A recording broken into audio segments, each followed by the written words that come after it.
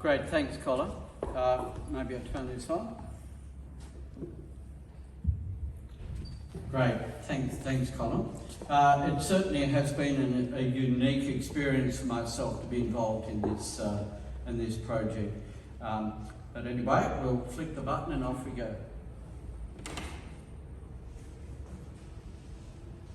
The content of the presentation, we're just going to have a quick look at the geography of PNG, my involvement, how I got involved and what my role was. What is a cathedral? We have a quick look at that, and plans of the cathedral, video, though the video was taken 6 months before completion.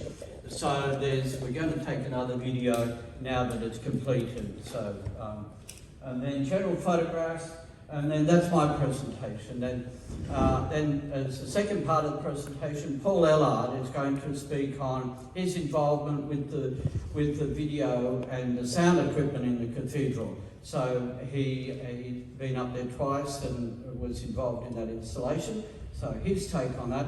And then pushing on, the third aspect of my presentation will be on aspects of beauty. You may recall maybe some 4 or 5 years back I gave a presentation on this particular topic, and then 2 years ago we had the Festival of Beauty, which was well received. So off we go.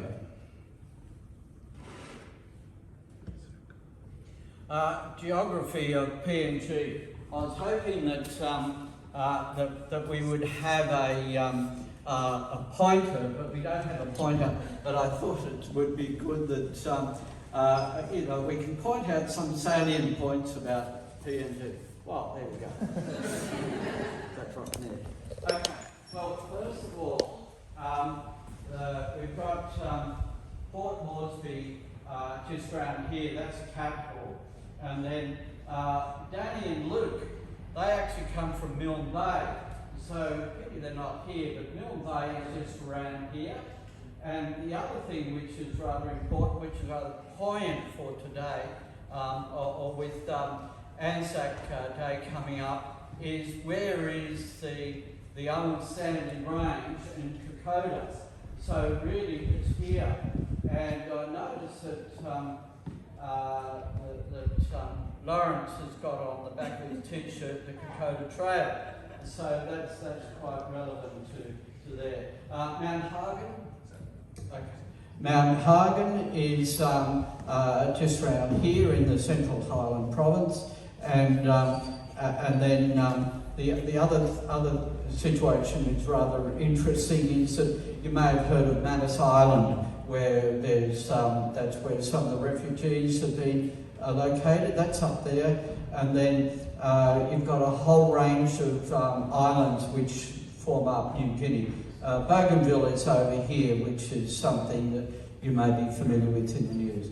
So anyway, that's a quick look at the map of PNG. I have worked on quite a different number of projects in PNG. There's Mendi in the Southern Highlands. I've also worked on a cathedral in Madang, and I've been across up here to Rabaul, where I actually stayed in the bishop's house that served during the Second World War. The Japanese actually occupied that house, so quite fascinating adventure on my part.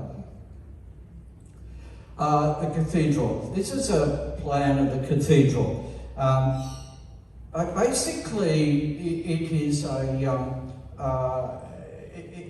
a triangular shape, and the actual patronage of the cathedral is the Holy Trinity. So it's a cathedral of the Holy Trinity. So that's a triangle that rises above an octagon, and the octagon is rather a significant shape in the history of church design. But it also is a symbol of the men's house in the Highlands.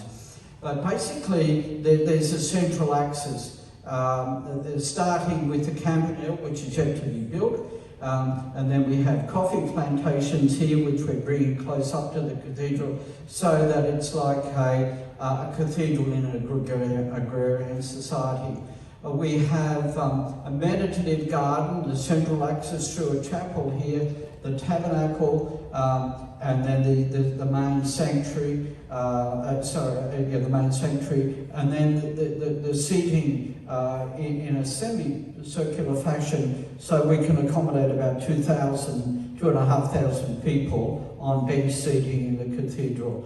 You then go through the baptismal font, through into the narthex and the piazza. And then on the next slide, this is doesn't show very well. It's a context in the scheme of things. That's a cathedral. This is a Mokopana, which is a clan gathering area where you can actually gather, thousands of people for mass. And also what we have done when we have such large gatherings, we have a porte cochere or overhanging roof, and the activities, the services are held beneath that. For the opening ceremony last year, we had about 5,000 people there. But for the opening of the stage one of the cathedral 2 years ago, we had 15,000 people gathered. 5,000 were actually crammed inside, and the other 10,000 were outside. It was amazing. So we move on. So this is a video of the cathedral. As I'll say, it's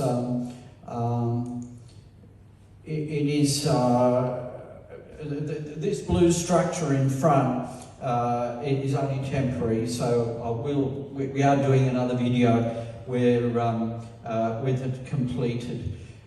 You can see the porte cochere whereby a service can be held here, where you can have thousands out the front, and thousands out the front actually happens. So we'll just spin around and have a look at the building.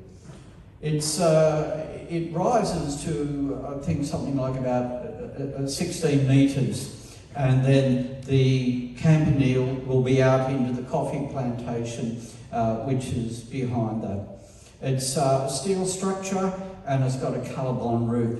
The steel was fabricated in Vietnam and transported by high tops to Mount Hagen. This is a view from the top, and you can see the triangular roof rising above the octagon, which subscribes the main sanctuary area. Just some spin arounds as we move around. And the beautiful setting. It rises and it points towards the mountains in the distance.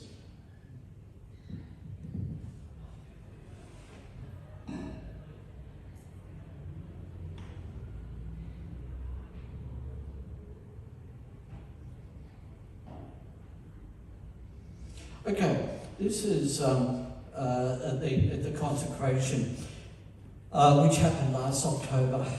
So my dear wife, Patricia, said to me, "Look, you've been going up there for 10 years. What have you been doing?" So I said, "So come up." So Patricia came up, and it was a grand ceremony. We had about 5,000 people there. But the actual, my client, the bishop, Archbishop Douglas, is in the middle. And next to him, he's the one with the cross on the mitre.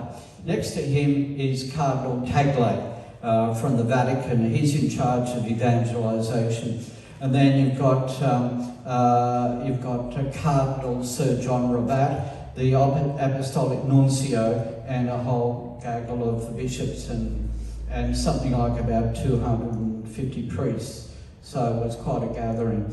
So we'll just spin around and let's see if we get some music going.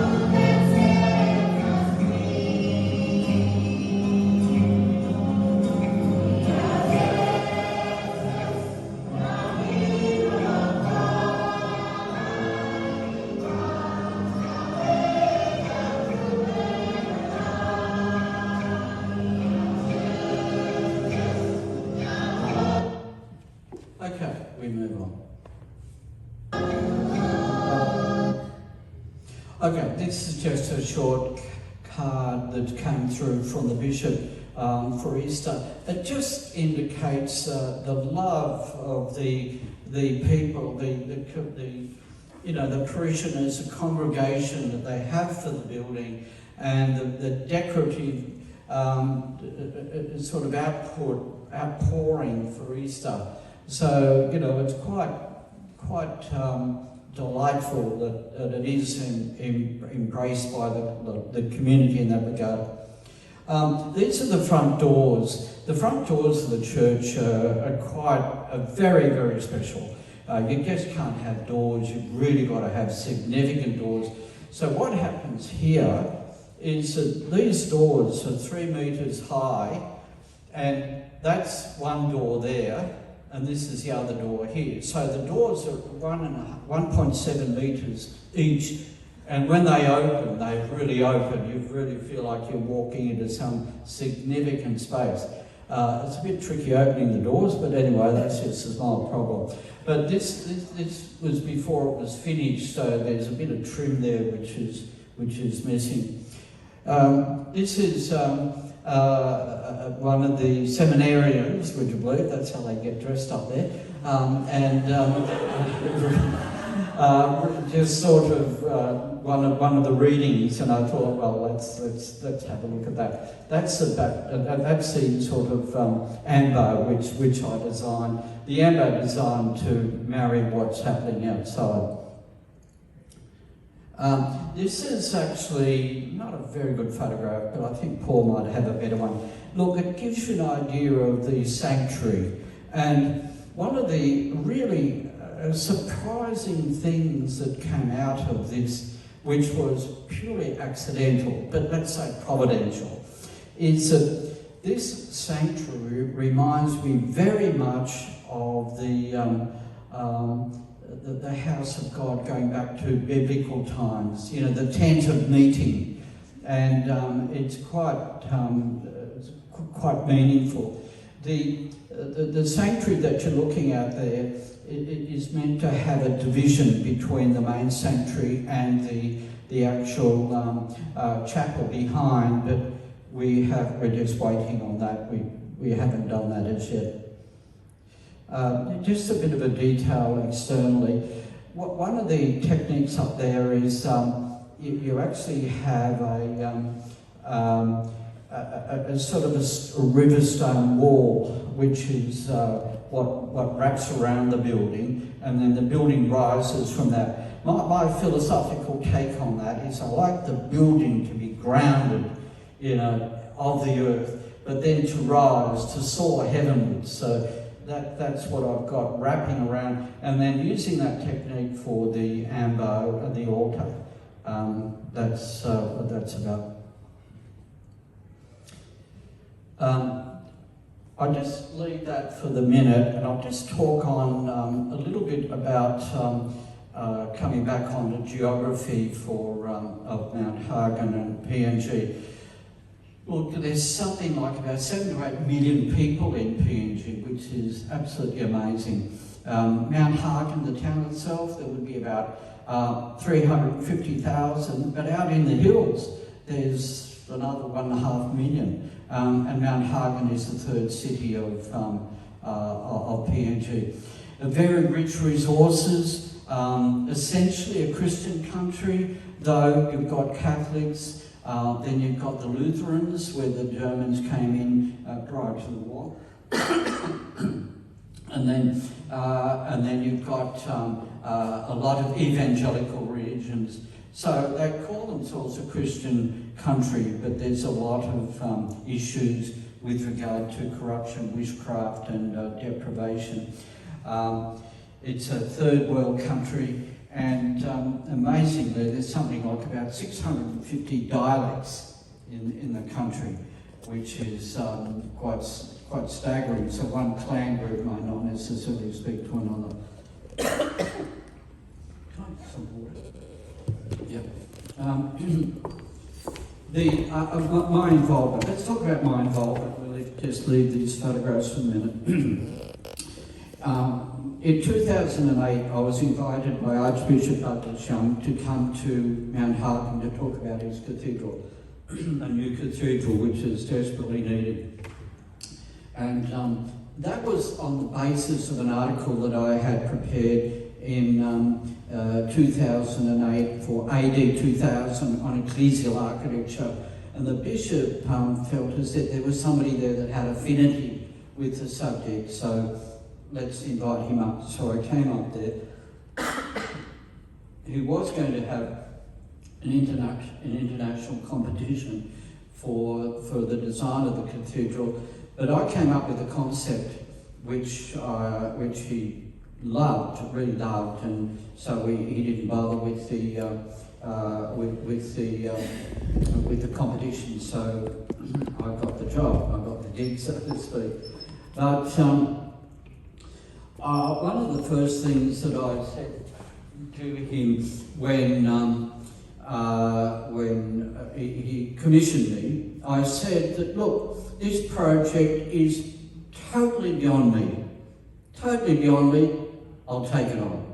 Okay, I will work with you. Knowing full well that, as I say here, it's beyond self. So let's have a little look at a concept that I've taken from In Conversation with God by Francis Fernandez, Father Francis Fernandez, which would explain my position on saying, yes, I will take it on. Sometimes Jesus makes us to see the problems that are too great for us. There is little or nothing we can do about our situation that confronts us.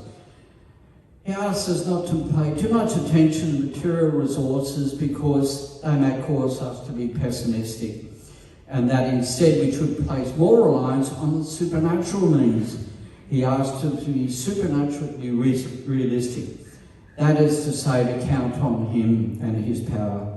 He wants us to avoid thinking the solution lies in human effort alone, and also wants us to avoid passivity under the pretext of total abandonment in the hands of God, converts hope into a disguised spiritual laziness. It relates very much to the liturgy of one of the masses, I think on Friday, of the loaves and fishes, the distribution of that. And what have you got? Oh, we've got 5 fish and 3 loaves, or the other way around.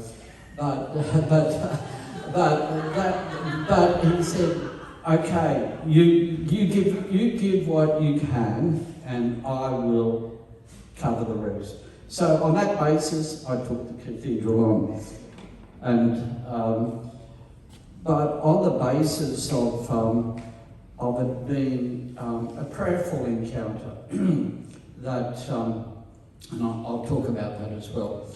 I'll just talk about the cathedral. What is a cathedral now? You know, a cathedral is a church that contains a cathedra, or seat of a bishop, thus serving as the central church of a diocese. But there is a difference between a cathedral and a basilica. A basilica is an oblong shape rather than a cruciform. So when we talk about the Cathedral of St. Mary's, Archbishop Fisher sometimes calls it his basilica, because the cathedral is essentially a cruciform shape.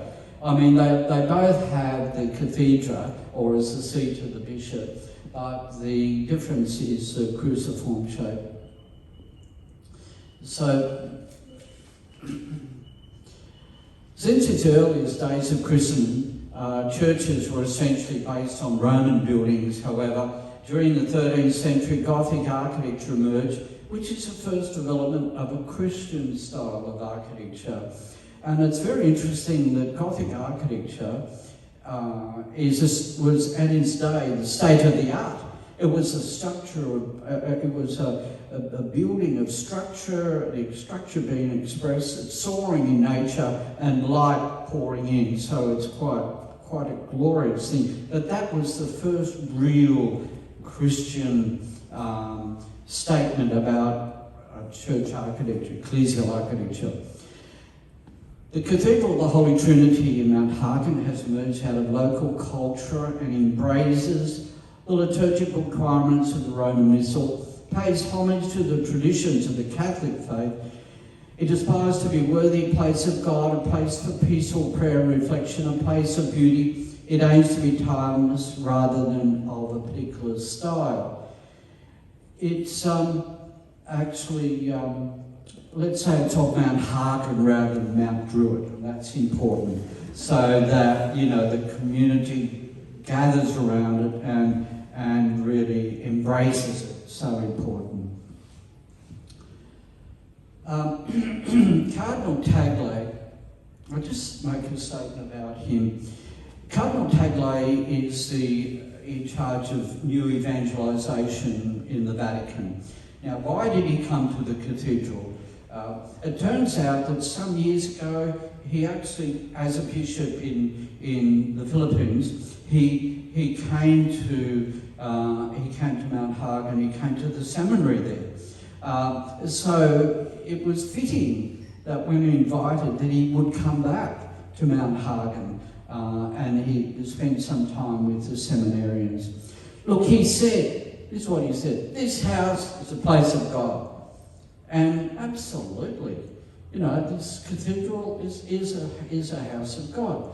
And it's a statement on divine intervention, you know, based on being sent on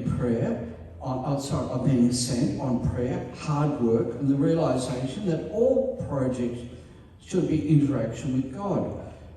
The outcome then should be appropriate and beautiful. This approach should be the norm rather than the abnormal. And this approach should apply to all pursuits and activity, no matter what it is. You know, whether a column here, I want you to be a religious teacher, interact with me. I wanted you to be this before time began, interact with me, and we will make great music. And for all of us, that's the thing, but also for the cathedral.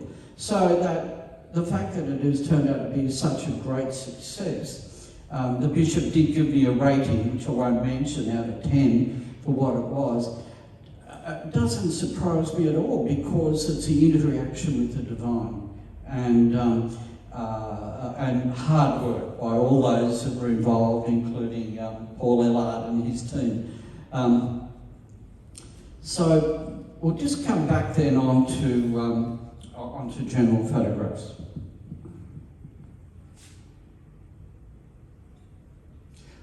Just a further, as we wrap around, you can see the octagon being present there. That's just a colour-bond roof. We collect all the rainwater and we put that in a big tank, and we feed the local school with that.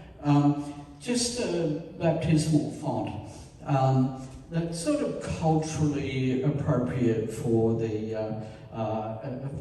local community. It's also centred on the link between the triangular roof and the octagon. And beneath it, we have buried one of these capsules that's going to be opened in 100 years' time. But also, a little bit uniquely, the Easter candle sticks in the middle of the bowl, which is the baptismal font. That's all hand carved. I'm able to get some beautiful timber work done up there, which is quite special. And some of the natives looking at it. Palm Sunday Mass. Okay, this is just recent. So everyone gathered outside, and you can see the gathering up on the beneath the porte cochere. That's where the services started initially, and then processed internally.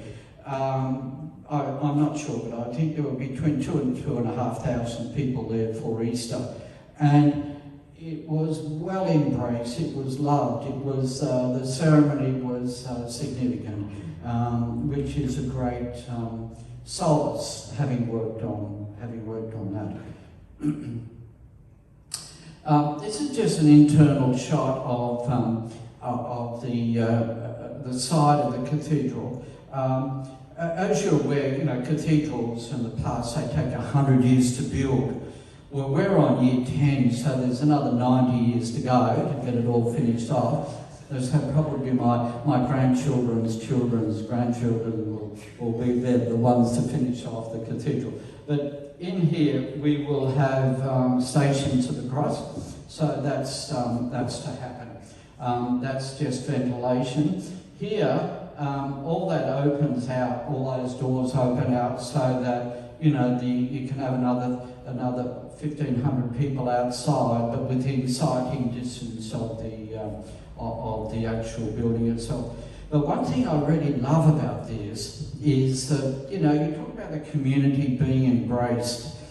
Well, have a look at these little people here. These people up here, they're children, and they're actually cleaning the cathedral to get ready for the Easter service.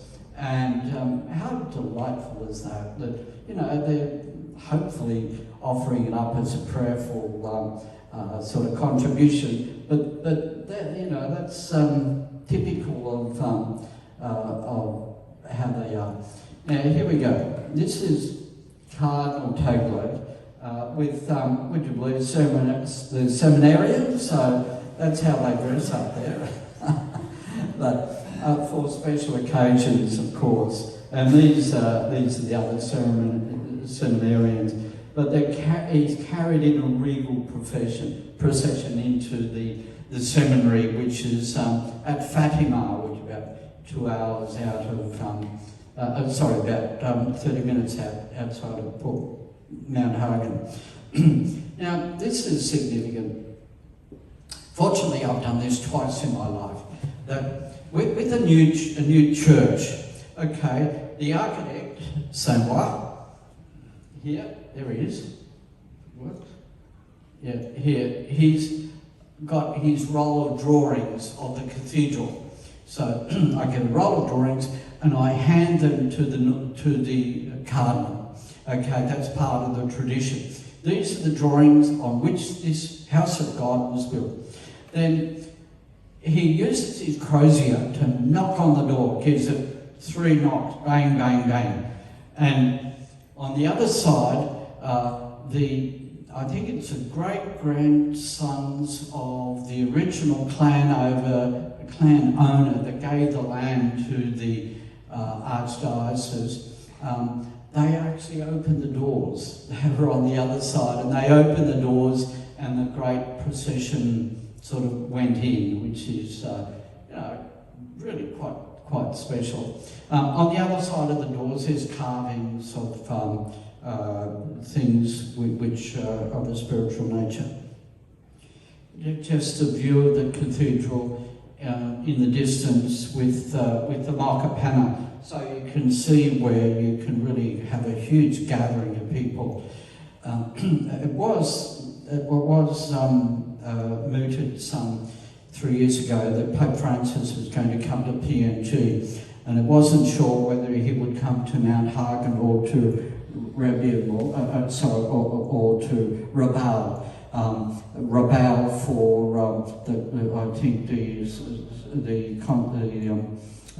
for Blessed Peter to Rot, and maybe to declare him to be a saint. Anyway, that was all canned because of COVID and whatever. But he was mooted that he might have come to Mount Hagen. Look, if he did come, we would have been accommodating about 250,000 people here on the adjoining property and over the fence and into the nearby stadium, which the Archdiocese owns.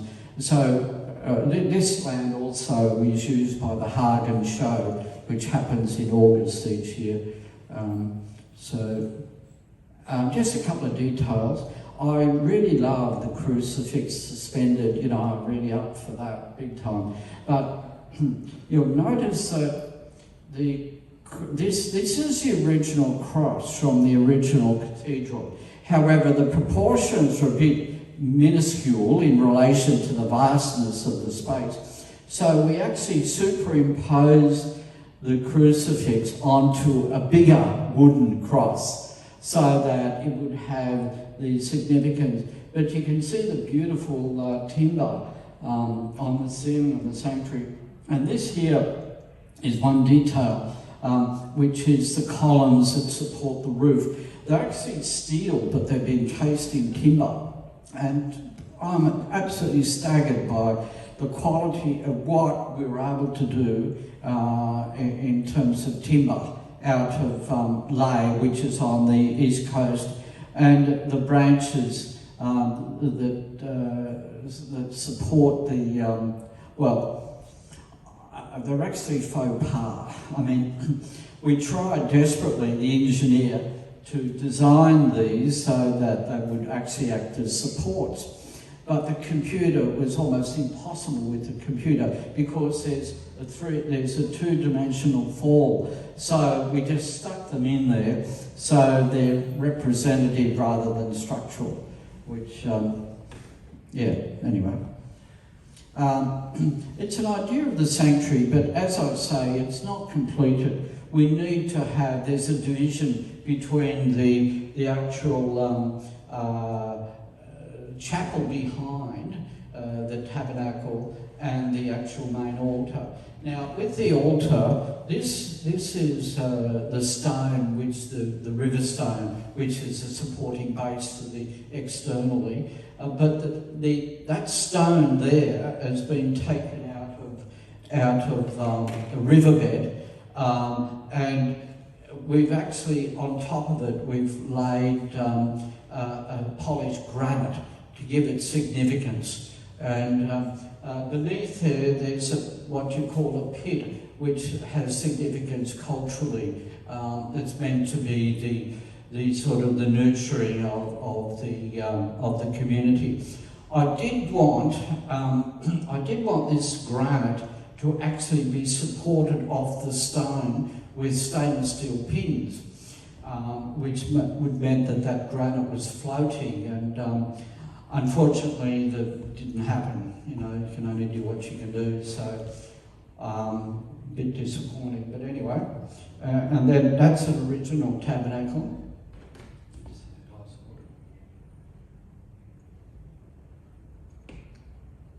And just a very simple base, but that in time will have this screen which divides the main sanctuary from the chapel. The screen will actually fold back so that you can have the whole sanctuary where you can have 200 priests up there, and that happened. We had 225 for the opening ceremony. A bit of an idea of the cathedral looking towards the back of the cathedral. All these doors open up so that you can get an overflow with excellent sight lines looking straight through. The very simple seating, polished just concrete floors, a beautiful timber ceiling, and here he is, up there at Corrupt. Okay. I was up there for, I think it was the dedication of an ambulance that was donated. So Carup is up at about 4,000 metres. Okay, so you can go up high, you can go up to 4,300 metres, so you really are getting very up high. But from here, the bishop has got an outstation, so you can drive to here, but that's it, no more road. There's an outstation, which is another 6 hours walk to get to the outstation. So that's part of the role of the bishop, to actually get all the way out there. Just a few admirers of mine. Okay, well look, I'll just come over here, and then we might ask Paul to just to give his presentation. But before we do that, I should mention that just coming back onto something which is very important to me is this sort of being divinely inspired. And as I say, it's not divine inspiration just for me as an architect, it's for everyone. To be divinely inspired in whatever our role our Lord asks us to do. So it's not as if, it's just a focus on self.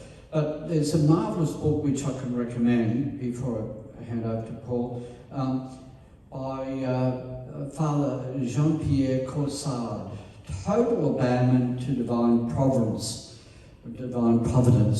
which exemplifies his interaction with the divine. It's almost like an hour-by-hour interaction, and it really is quite extraordinary. It does put us in the situation where, we are significant, and our Lord wants us to do significant things. So, that's our role. I'll just see if I can get a statement by this fellow. Oh yes, this is quite something. Leon Battista Alberti is an architect from the Renaissance. And look what he's saying. This is why I would wish the temple so beautiful that nothing more decorous could ever be devised. I would deck it out in every part so that anyone who entered into it would start with awe for his admiration for all the noble things and could scarcely retrain himself from explaining that what he saw was undoubtedly a place worthy of God. Glorious words in a prayerful way as to what a church ought to be. So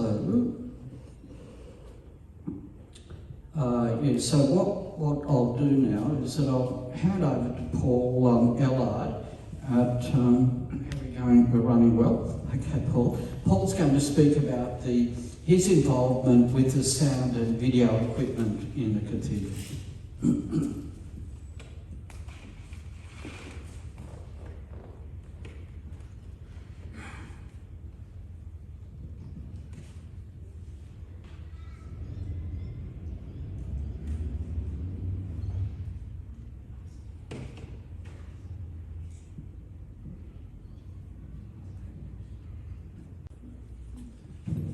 All right, thank you, John.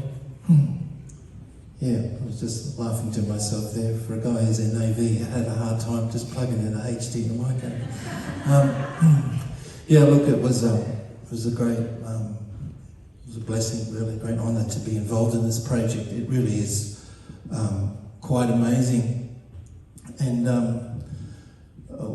when I went up there originally to have a look, I looked at it, I got a shock how big it was. I thought, oh my goodness, it reminded me of an aircraft hangar. It was huge. And I thought, how am I going to fill this with sound?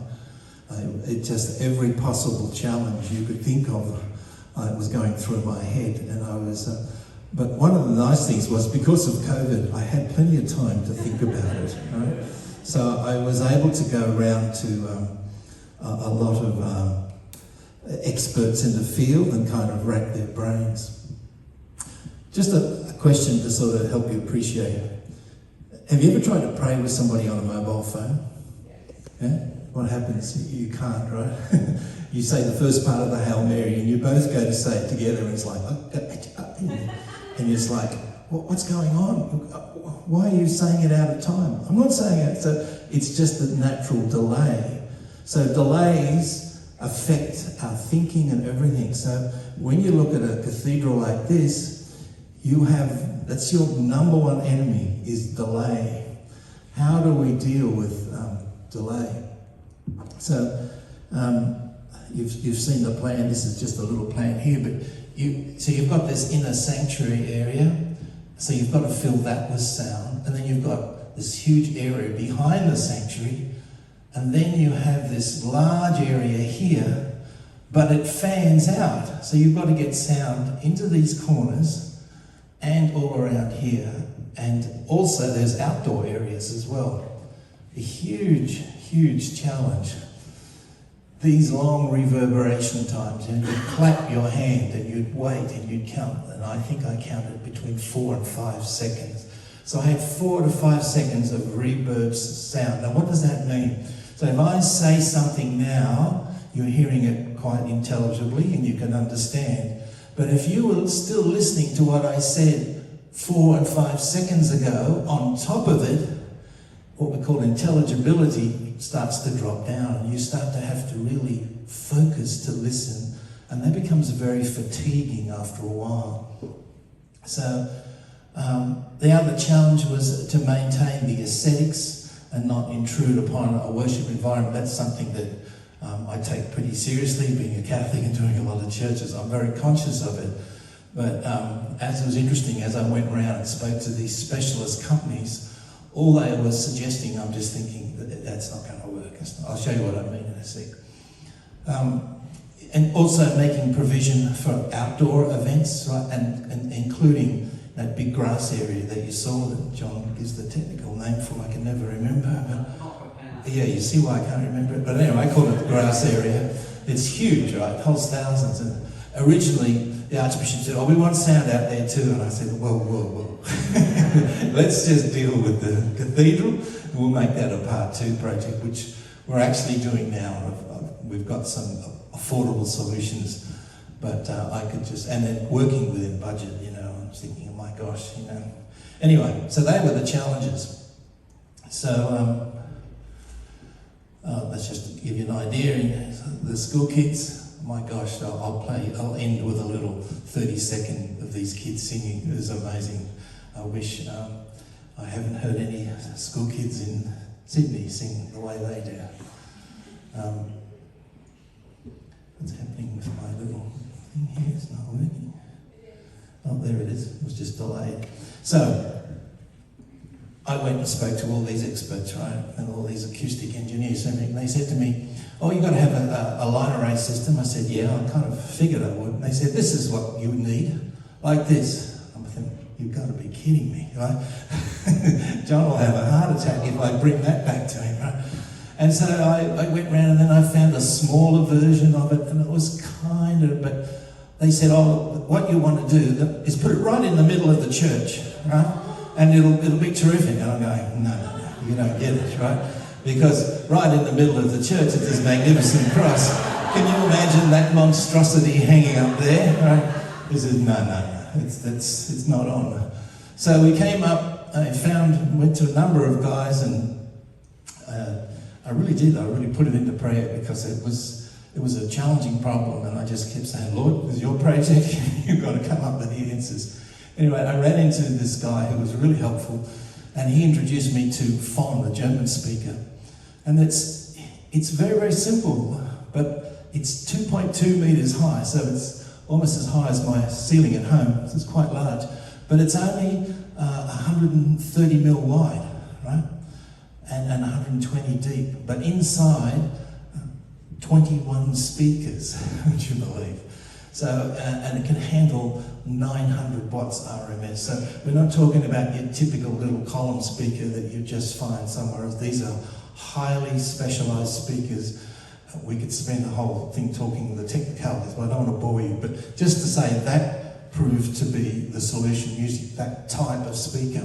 One of the advantages of using a small speaker is that you get wide dispersion to the left and right. But you generally then suffer not enough bass, or you can't get enough throw. So the answer is to put 22 of them or something like that in a large column. All right, so where do we put these speakers? We ended up putting the 2 main speakers, which in white, I don't know whether you can see it there, but it sort of dwarfs, but that's 2.2 meters tall, that speaker. So it was nice because it was discreet, and we didn't have these ugly great things hanging down. And similarly with the vision, that's actually a screen there we took a photo of the tabernacle. We were setting up through all of this. I've got various photos that we put up just to test. And then for the smallest, so those people, you can see this here, those who were sitting forward of this would hear none of this. But this was able to get right into the corners of the fan of the cathedral. And this then would cover the immediate area in front, and this area then fires back into the sanctuary. And there's another third one on the other side which fills into this. So that's how we solve the problem of getting all of these. But as I mentioned, these speakers are quite high tech, and so this company, FON, have very sophisticated engineers. So I got the plans off John and I gave it to the representative here. They sent it to Germany and they can work out what the performance, the acoustic performance of that room would be. They want to know the heights of the ceiling and all of that. So they do what they call computer modelling, and they can tell you how that speaker will perform in that environment. So it was a really reassuring to know the solution is going to work. I'm not going to get there and go, oh, well, you know.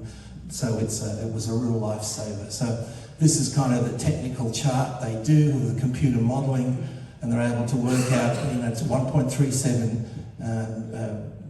dB variation. Those of you who are into sound and stuff, that's pretty amazing, very consistent. So the bottom line is it's a very even, uniform level of sound through there. So what we're trying to create is the more direct sound we can get, the more we kind of drown out the reflected sound that's coming back to us 4 or 5 seconds later. So again, it's all about intelligibility, being able to listen and listen comfortably. And then also in the side elevation, you notice the speakers are comparatively low. We don't want to put them too high because then the sound bounces around all the ceiling, adds to more of this lack of intelligibility. The other thing is that, I don't know, you know, your home hi-fi system, right?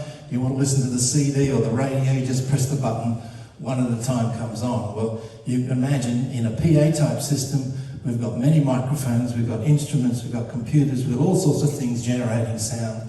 All of these have to come in and be mixed together. So we have what we call an audio mixer.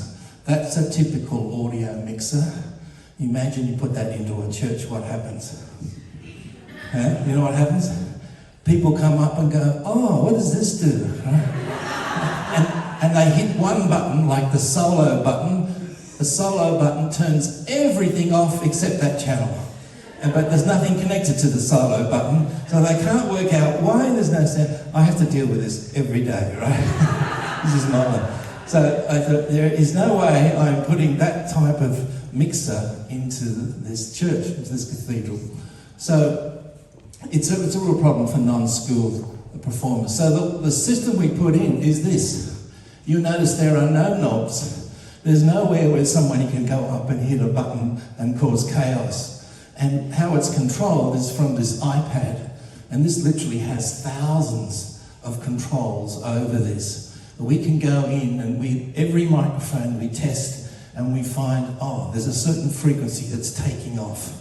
So we find that frequency, we narrow the bandwidth down and we reduce it. So doesn't affect the tone, but it gets rid of the annoying feedback, which means again, we can get higher level before feedback, increases intelligibility. It's not about playing loud, it's about playing clearly, right?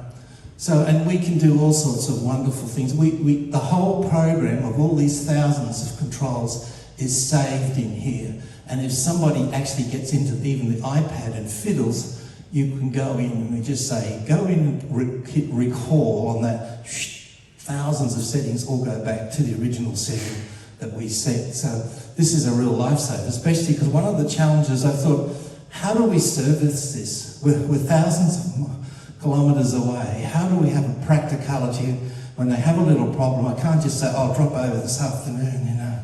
So we went to a lot of length to really be able to resolve. The other advantage of this mixer is that, talked about that area that goes outside, right? Well, there's another rack of equipment right near the narthex as you're walking in one of the little utility rooms. Normally, if you tried to link the two, you'd have a bundle of cables like this running, right? But with this new digital technology, we can link this unit to the other one, gives us 16 inputs, another 8 outputs, one cat cable. One cat cable. So one cat cable under the floor links the two. I literally in Australia got the last one of those. I don't know if you know there's problems with ICs at the moment, integrated circuits. even inspecting cars and everything. Digital mixers were impossible to get. I literally got the last one of those. I was praying for it, and I could not get one of them anywhere in Australia. I found one in New Zealand. And Stefan was going to New Zealand because he's from New Zealand to visit family. I said, "Can you pick me up one of these?" And praise God, we got the last one, because there's no other brand at an affordable price that offers what that does for what we need in this install. The other thing that's a real problem is power surges up there. The power goes up and down, up and down. It's crazy.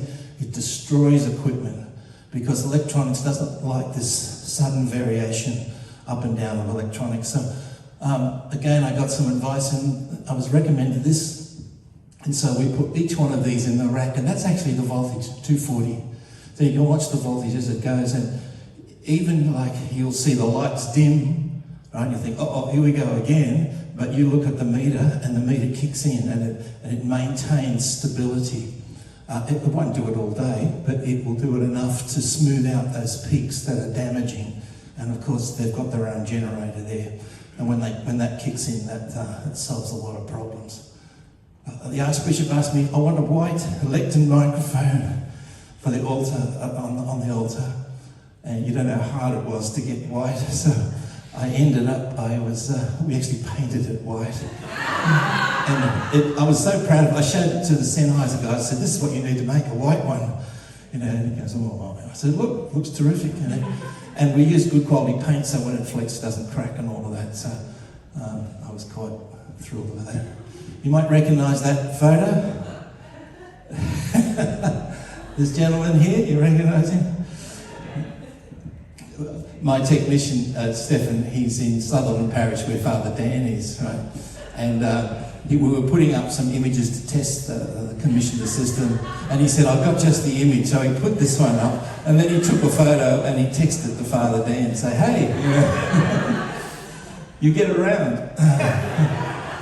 So here's the crew, there's the motley lot, there's the Archbishop, there's the parish priest, Father Peter. Victor, he's like IT guy, he was really valuable, so we tried to pour a lot of our knowledge into him, and he worked with us. We're showing him things, so if there's any troubleshooting, Victor's on hand to understand how the system works. There's Steph and myself, and this man is like the foreman. Is that what you call him, the foreman?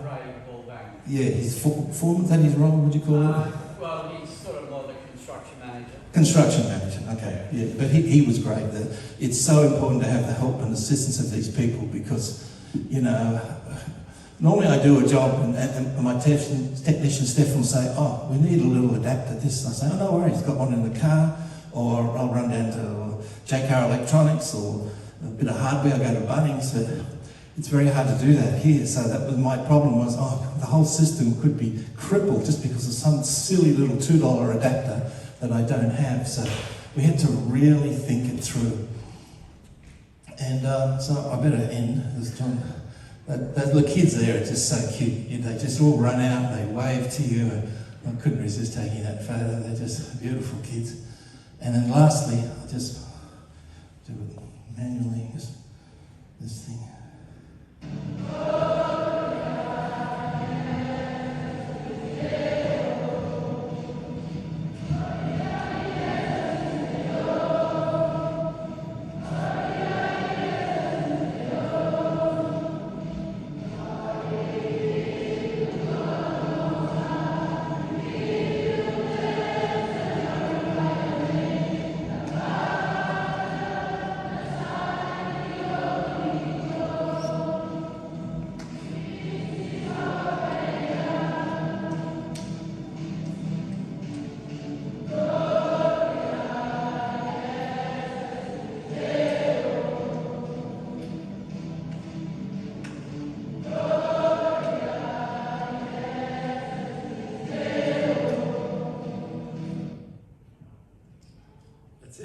That's it. And they weren't singing through any microphones. That's just all the kids singing in the room.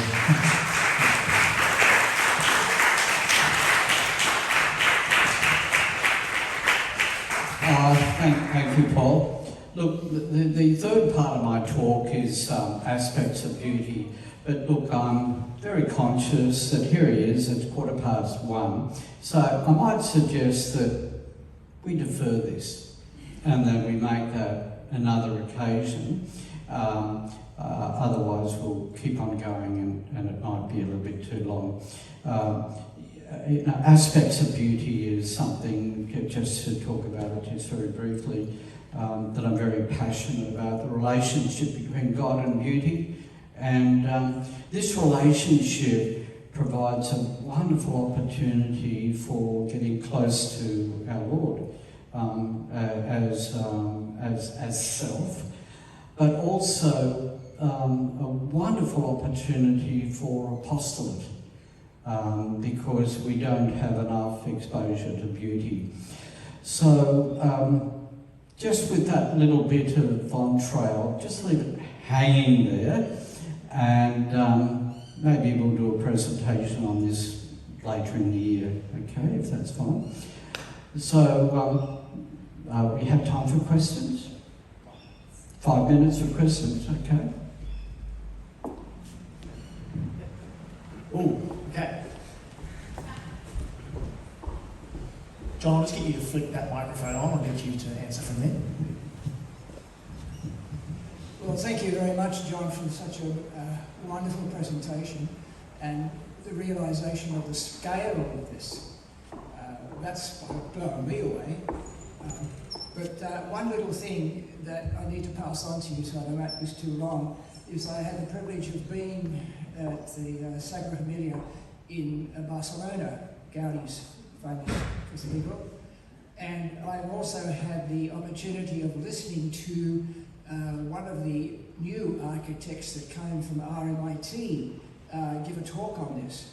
And what's inspired this comment is the attempt to support the roof with the steel things which you've now made look like trees.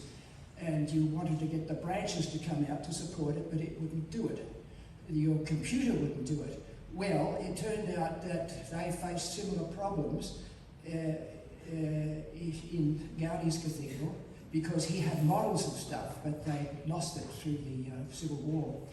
And they found that the architectural software wasn't good enough. They had to go to engineering, and they could solve these problems.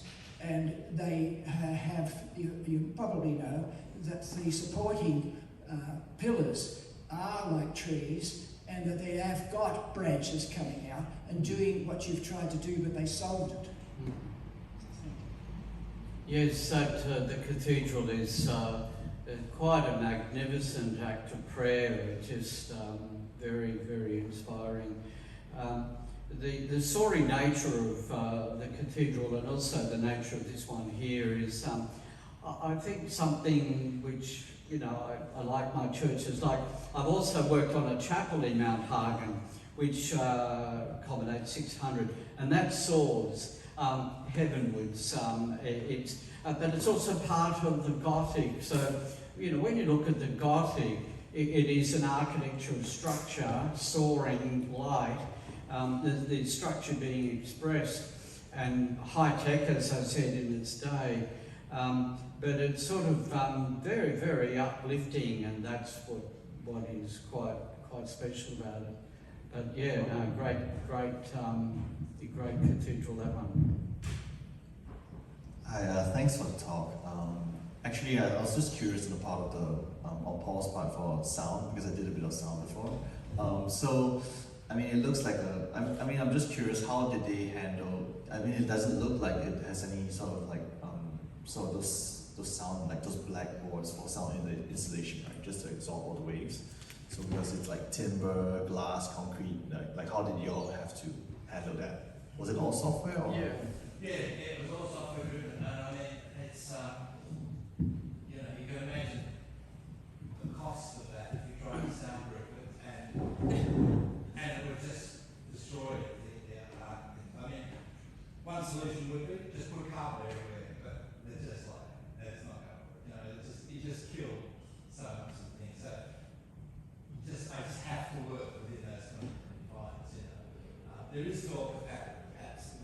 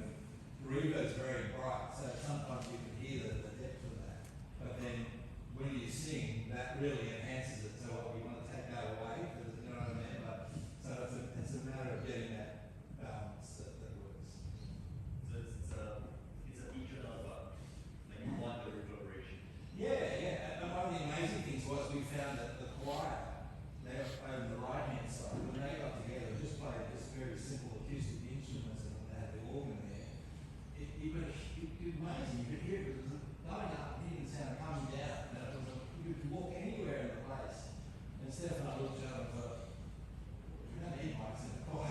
You know, we had all these things planned for the choir. At the very most, maybe just a couple of little soft overheads, but certainly you don't hear them sophisticated because of the acoustics. So if you went and then put acoustic paneling everywhere, you would then kill that, you know. So, you know, it's part of the charm, isn't it, to hear that really. Time for one here.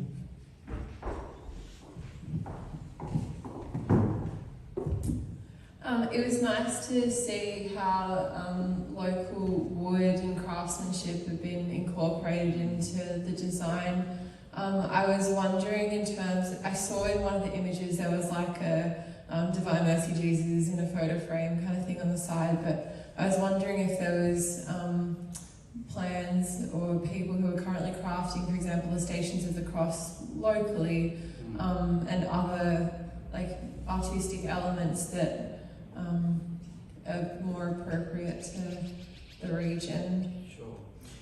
Yes, it is quite surprising how there are craftspeople that can come up with wonderful sort of artistic outpourings. So that's very fortunate. There's a whole range of different things. There's carving, and we did try. The bishop tried images on the glass for the Stations of the Cross, but that didn't work so much. But we are going to, where I said that the Stations of the Cross are going to be, there's going to be decorative background in there, so that when the stations, which will be carved and painted, can happily fit. So with decorative things, we've got to be careful that we actually integrate them. We don't just stick them on walls, that they're meant to be there and there's a place for them. But fortunately, we can get our talent up there, which is great. And then just coming on to what Jim was saying about the structure, the whole structure is steel because it's in a seismic area. There's earthquakes, and so you'll get earthquakes going through there. So the whole cathedral, not only the slab, enormous amount of effort into the structure in the slab, the steel, the actual glass, the ceilings, all have to be designed in accordance with the Building Code of Australia and the PNG Earthquake Code. So that's happened. And there have been some earthquakes have gone through since I was there, and standing the test of time. Can I add a tiny little one? Little question? Like Little the earthquakes? No, the goldsmithing, like the Saboria, all of the church, candle holders, all of that stuff too. All the vessels, the sacred vessels. Vessels, that's the word. Yeah, the sacred vessels, and also the chasubles and all those, the altar linen. It's all important. Okay, except that you might get altar linen, which they put a decorative layer on top of something which has been imported. So, yeah. Okay. I'd just like to commend John and Paul for going to PNG, and also with John's mindset of not just going up there with a Western mindset and imposing that, but being very sensitive to the cultural milieu there. Part of the reason Cardinal Taddeo comes, it's really on behalf of Pope Francis, is Francis is trying to make the point in various ways that, as St. Peter said in that second reading today from his first letter, God has no favourites, and he reiterates that chapter 10 of Acts. Now I have come to know, he says very emphatically, God has no favourites. There's no worldly hierarchy in the Catholic Church of, Italy or Spain or France being at one level and Papua New Guinea at another. The really big place they might have visited is next door, West Papua, which is just in the too hard basket for the church and states and everyone else. But that's for another not day. true. Talk to Bishop Anders. Okay. Has he been there? Has he been there? Physically, no, I don't. Not, Okay. Not, I'd say not yet. Not yet, all right. Cardinal Taglier is, and not just, the Pacific Islands, we're now a pivotal state, Pacific Islands, Southeast Asia, and I found it really interesting that the steel came from Vietnam. We need to pay, historically, we've been very slow to pay proper attention to our neighbours in the Pacific Islands and even particularly the ASEAN nations. The Taglier is under this reorganisation, the Holy See, no longer prefect. He's brought to Rome by Pope Francis, looking for all the world as anointing him as his successor. He seems to have dropped off a bit now. Pro-prefect, not for the new evangelisation, but for the first evangelisation. A bit interesting anyway, that's another story. But it's probably a lot more Australians, including a lot more Catholic Australians, who need to be as proactive as John and Paul have been in going to our near neighbours. Well done. Yeah, Father, just on that question at 25 past 1 of steel and the nature of the construction. The design was done by a local engineer. His parents are up at Redfield College, so we know the family well. Anyway, look, he designed the structure, and it was done in three-dimensional CAD. And then the shop drawings were done by a group, John Walker, who has a base in Vietnam. And he has his team in Vietnam, 6 people working there that do all the shop drawings. There was something like 3,000 shop drawings that were needed for the cathedral. The steel came from China, but was fabricated in Vietnam. So what they did is that they thought, okay, to make sure that this cathedral, this building, when it ends up in Mount Hagen, is going to work, we'll assemble it in our backyard. Would you believe? This vast steel company in Vietnam actually assembled the structure, tied it together with bits of wire. I sort of flew over and had a wonderful weekend, checked it out and gave it my good housekeeping stamp of approval. Then they dismantled it, put it into 11 high-top containers, shipped it up to Mount Hagen, and there it is. But I must say that we did have an Australian structural engineer on site that was one of the most amazing engineers that I've come across to make sure that it's there and it'll stay there for the next 500 years. So. Anyway, John, you're probably going to go there for the next 500 years if you're going to get to the level of Mr. Grata for me. So. Okay.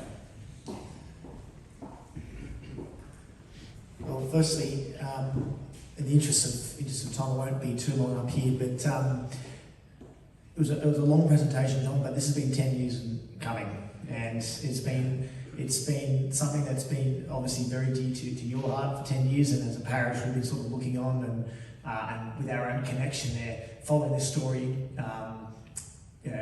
with bated breath, and to see what you've come up with is phenomenal.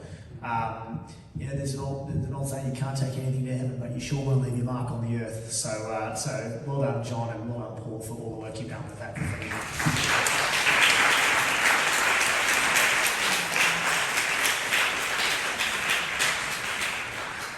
If you want to ask John or Paul any more questions, you feel free to approach them individually at the end of this.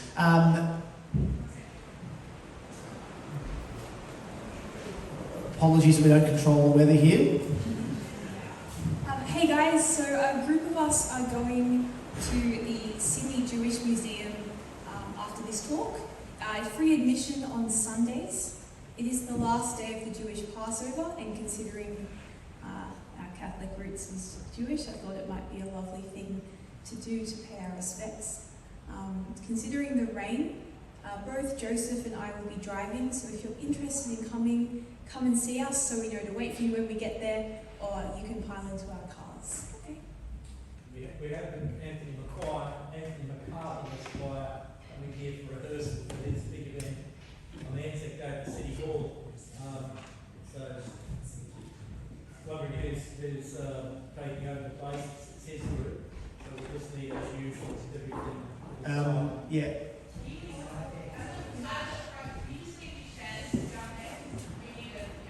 So leave the chairs. All right, just so you know, next week, something a little bit different. We have what I would probably call one of the world's foremost experts on personality tests coming next week. We have Kristen Barlow coming next week, who runs her own YouTube page. Just something a little bit different. And we're going to be talking about the idea of everyone's got a unique personality. And the topic is how your personality is a gift from God. So it actually should be very, very interesting next week, next Sunday. You're all very welcome. Thank you very much, everyone, and see you all next week.